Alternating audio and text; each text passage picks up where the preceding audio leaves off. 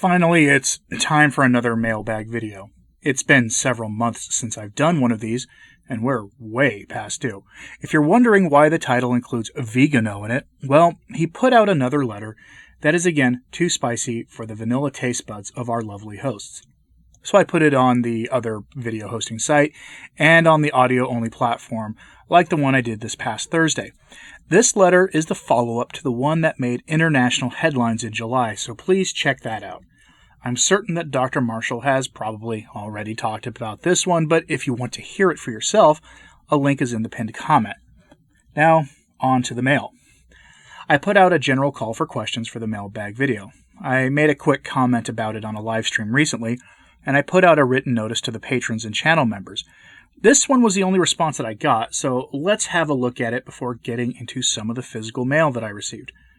The question came from a patron, and as always, I try to keep them anonymous because just of the state of things right now.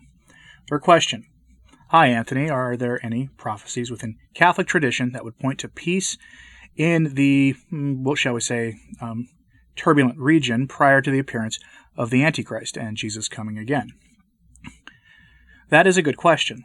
In short, the book of Daniel describes how the Antichrist will achieve peace in that part of the world. But that will be the Antichrist. The current efforts will likely be temporary successes, as every attempt has been. No offense to anybody involved in trying to bring peace. Blessed are the peacemakers, right? But as for the mystics, there is no specific prophecies that I am aware of. Keyword is specific. Although Erlmeyer makes it pretty clear that just before the conflict arrives that he foretold, people will believe that peace has been achieved. If my hypothesis is correct that Erlmeyer's warnings are going to come to pass sometime in the not terribly distant future, then expect more of what we're seeing in the world now to come to pass, including possibly a temporary solution to the issues we see unfolding before our eyes every day here in my country and abroad. The conflict Erlmeyer foresaw is described as unexpected and sudden, and coming without warning. Some have said that he was having nightmares of the conflict that he had just seen in his own country, but anyone who has ever read history knows that people pretty much saw that one coming years before it did, even the general population. One thing about Catholic prophecy that sets it apart from our so-called separated brethren is that Catholic prophecy tends to be pretty vague about these things. However, if you are concerned that what we're seeing now may lead to this scenario coming to pass, well, then make sure that you're prepared spiritually. Which should be something we are all doing every day anyway, given that every single day could be our last. Things happen, and it is best to be prepared to meet our Lord when the time comes. And since most of us never know when that will be, it is best to be ready every day. I receive from time to time lovely letters of encouragement from people, and I want to thank the nice lady who sent me this encouraging card. I won't show much of the text itself because I want to respect her privacy, but I will say that encouraging letters are always welcome. They tend to arrive when I need them the most, so it is always appreciated. In fact, I've received a few such letters like this in the past few months, and I'd show all of them, but again, I err on the side of your privacy. However, I will say if you send a letter or anything, please include an email address that is clearly printed, and I will respond to you. I love responding to those letters I receive. I really do. Now, I was also sent some books, and I've alluded to some of these in the past. As you can see, one is a devotional book on the devotion to the most precious blood. That was sent by a priest who I will absolutely keep anonymous.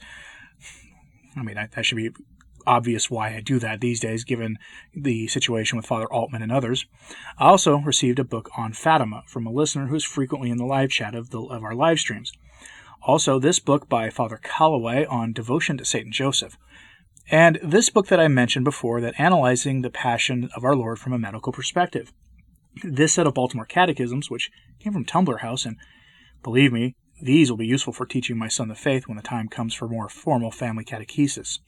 And finally, this book by Archbishop Lefebvre, which I will absolutely read. That book is Against the Heresies. I may use some chapters from it for future Sunday or Saturday uploads.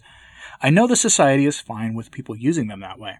The book in its entirety is pretty large, so that would keep me from giving it a proper, full-length, single-sitting recording. To give you an idea, I recorded some time ago Archbishop Lefebvre's Open Letter to Confused Catholics, which is a significantly smaller book. Significantly. And that's a 5-hour video. It's like 4 hours and 52 minutes long. Yes, 5 hours. It took weeks to record that. This book would probably be closer to 10 hours long. So there's that. but maybe I'll do it in segments. Let me know in the comments if you'd like that. People send me books to assist with my work here, meaning they send me books for your benefit, not just for my indulgence or private benefit. Speaking of books, I'm going to read you a short passage from the book on Our Lady of Revelation to give you an idea of a future project that I have planned. If you don't know, the extremely quick version is, Our Lady of Revelation is the last Marian apparition that I have any trust in. The events of this apparition occurred in the Archdiocese of Rome in the years after World War II, and were later approved by the Bishop of Rome, meaning the Pope, in this case, John Paul II. I'll go into greater detail about that in a video I'll do on this apparition, but here's a quote from the book. On the appearance of holy priests in this time and a guide for priests to be holy, quote, the priests, although they are in an infernal confusion, are very dear to me. They will be trampled upon, and they will fall. Here is the broken cross near the cassock that represents the external defrocking of the priest. This is the time in which charity will grow cold. In this time, the priests will demonstrate that they are truly my sons, living in purity, far from the world. They will not smoke, and they will be more upright, following the way of Calvary.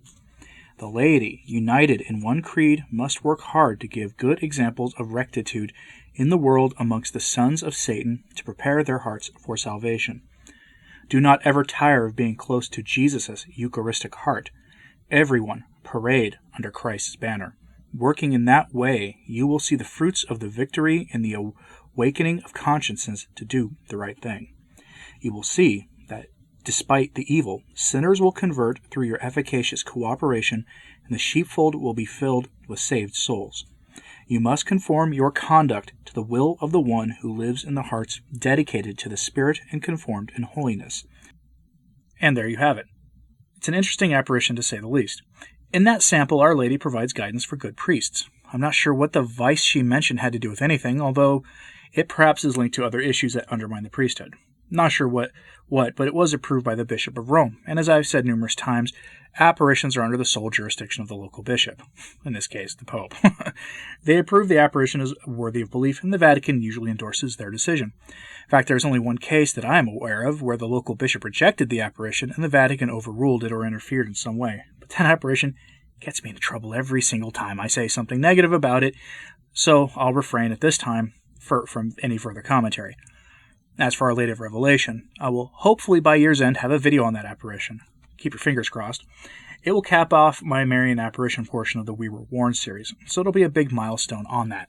That doesn't mean that if I find interesting Marian apparitions after it's all said and done to explore that I won't do it, but the project I've been working on here for 2 years now will largely be ready to be capped, so stay tuned. And then, when all the Marian portions are done, I will do a We Were Warned, Our Lady's Warnings over history. So again, plenty to do. So, to end this, if you'd like to send me some mail, an address is listed in the description box of this video. I really want to get back to doing mailbag videos more frequently. I think the last one I did was in the spring. Please include an email address so I can reply. I'd respond in writing, but that gets expensive pretty quickly. So please include an email address. It does help a lot. And if you're wondering why you didn't receive a thank you from me in writing, that's generally why. I've made exceptions to the rule, but in general, an email address helps immensely, and I will send you a response. Anyway, thanks for your support, and for the books and the mail, it is appreciated. And remember to pray for the Church. Ave Maria.